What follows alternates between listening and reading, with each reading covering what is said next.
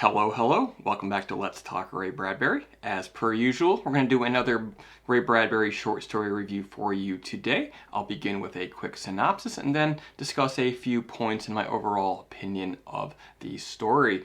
Today's story, Downwind from Gettysburg, originally published in Playboy magazine in June 1969. A man, he's created a robotic version of Abraham Lincoln to sort of bring his story back to life.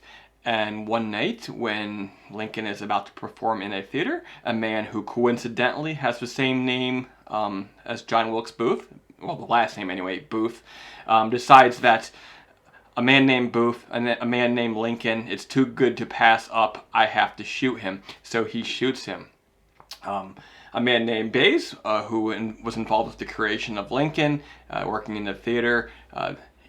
After security guards capture this man, he sort of interrogates him.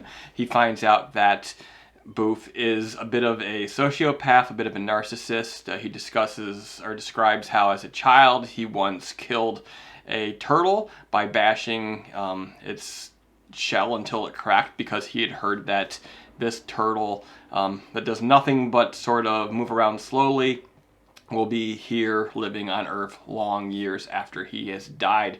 So he sort of has developed this resentment for things that live long and things that have sort of these singular purposes. And this robot, this Lincoln, is sort of a similar creation.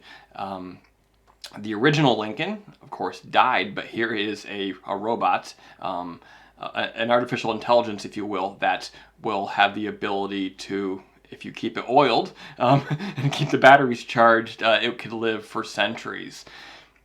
So this is his reasons, and he feels that he is a loser, and this is an opportunity for him to have some fame. After hearing all of this, Bays basically decides that, you're not going to get it. First of all, I'm unsure what the protocol is here. Nobody has ever sort of murdered a machine that is humanoid. Is it illegal? Other than destroying property, is it actually murder? And then also there's the possibility of maybe I should murder you for doing this, for hurting my creation. And does that qualify as being sort of justified killing, sort of like self-defense? So these matters are very, very, very unclear. Ultimately, he decides that I'm going to let you go. I'm not going to tell the press. I'm not going to tell the police. I'm going to let you go on living in your obscurity, sort of as this loser, and not give you the fame that would have come from this sort of weird act of questionable morality. In one sense, the story is very relevant to today. I'm reminded of when we had these mass shootings, unfortunately. And in recent years, the media has taken to the habit of generally not naming the killer, at least not frequently, because they feel like this would generate fame for them. I'm not sure about this. That name could become, I suppose, fuel for future killers, but I don't necessarily believe that most people who do these crimes are actually searching for fame. I don't necessarily know that that is always the case. There's certainly cases where somebody may be sort of that particular of illness where they are looking for notoriety. But in this case, he feels that this guy's act is sort of designed to be, it's designed to be shocking and reminiscent of a earlier killing, so it very much is a situation of fame, and that is basically, he admits as much in his sort of confession to Bays. Another thing about the story is, that comes to mind for me, is that Gettysburg was sort of the, sort of a high point for Lincoln. It is one of these things that he is very well known for, and when you talk about Lincoln, you talk about two things. You talk about the Gettysburg Address, and you also talk about his assassination. And I think, by and large, the assassination has overshadowed everything else he did in the history books. And you can't think of the assassination without thinking of Booth. Therefore, Booth and Lincoln are forever tied together. And that's sort of unfortunate. When these crimes happen, oftentimes we gravitate towards the shocking, most heinous acts, the bad news, as opposed to the good news and what was done in the preceding years. So that's something to remember. I think one of the morals of the story here that Bradbury's going for is that obscurity is a far harsher punishment than death or imprisonment if the person in question is a narcissist and probably a sociopath. So that's certainly one of the morals of the story. The other one, which is slightly more subtle, is in the way that it's presented, but also I would say more newsworthy in 2020, is how do we deal with the treatment of artificial intelligences that are presented as humans. I can't remember the name of the film, but there was a film that came out recently, an indie film, where this guy is basically having a relationship with a juvenile, humanoid, artificial intelligence little girl. And the movie, among the circles that follow such news, it was seen as being pretty shocking, but it was exploring, I guess, that theme. I have not seen the film, but what I understand from the news and from the discussions is that was the case.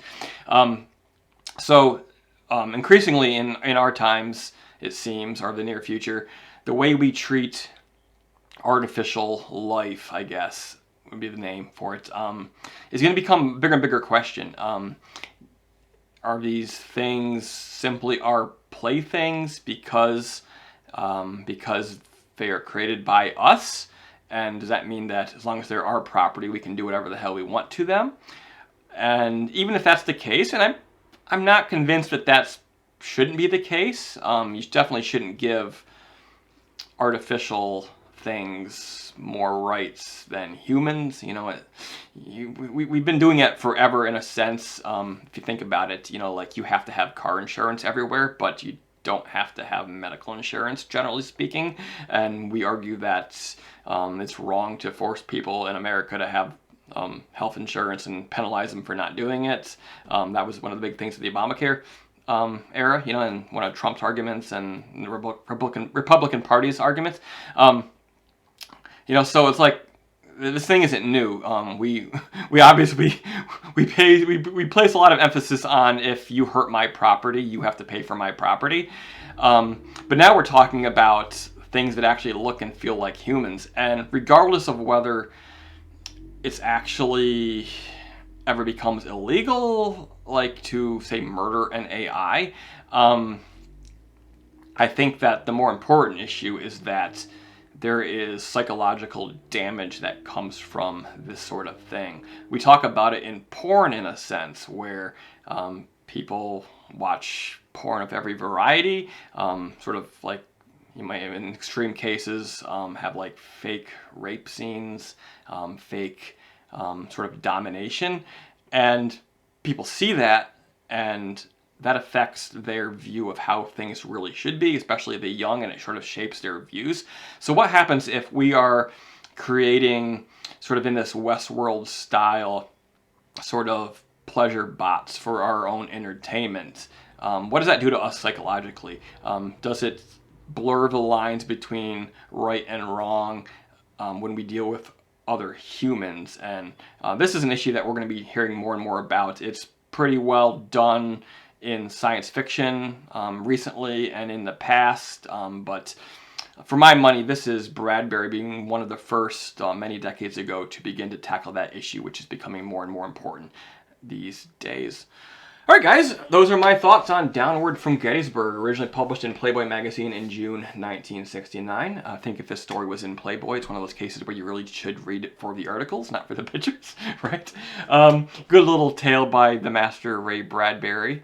We are more than halfway through this project of 100 Ray Bradbury reviews. Going to continue again shortly with the next review, which is Time in Thy Flight. So we will see what that is about. If you're interested in that, subscribe, join the other 1,070 subscribers, and join me again soon in a few days for another review. Have a good weekend. See ya.